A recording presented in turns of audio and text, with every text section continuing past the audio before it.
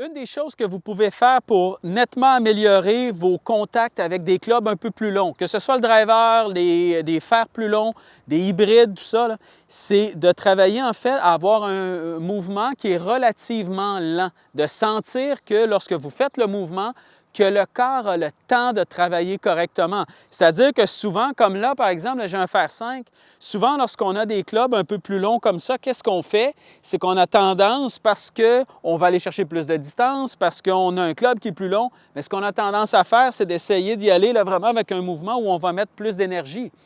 Le club est déjà plus long que, par exemple, un fer 8, un fer 9, un pitch, et l'angle de la tête aussi est nettement moins incliné, ce qui fait que la balle, par elle-même, si vous générez le même mouvement à la même vitesse qu'avec un club relativement court, bien, vous allez aller chercher plus de distance. Donc, vous n'avez pas besoin d'essayer de mettre plus de vitesse à travers la balle.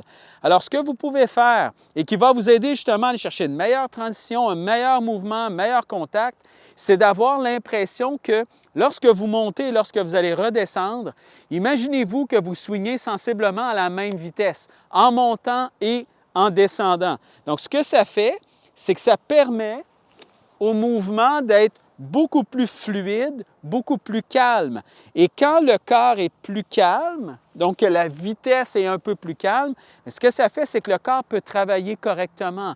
Si vous avez tendance, lorsque vous redescendez, là, par exemple, faites le mouvement vers l'arrière à une certaine vitesse, et tout de suite après, poum, vous ajoutez énormément de vitesse au niveau de vos bras, bien, probablement que le bas du corps ne travaillera pas correctement.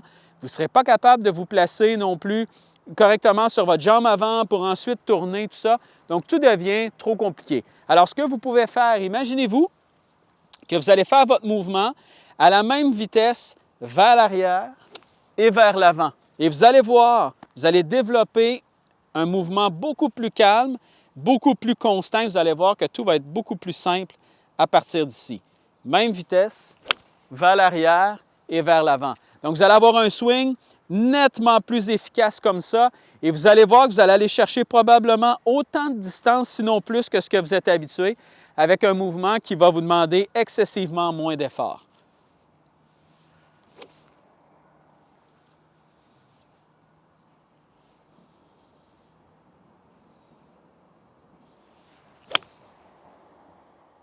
Bien sûr, ça n'arrivera jamais. Vous allez toujours redescendre un peu plus rapidement que ce que vous faites à la montée, mais simplement de vous concentrer à garder sensiblement cette même vitesse-là va faire en sorte justement que votre transition va se faire beaucoup plus facilement. Mais vous allez toujours redescendre un peu plus rapidement quand même que ce que vous faites à la montée. C'est simplement que vous ne le sentirez pas nécessairement au niveau de votre mouvement.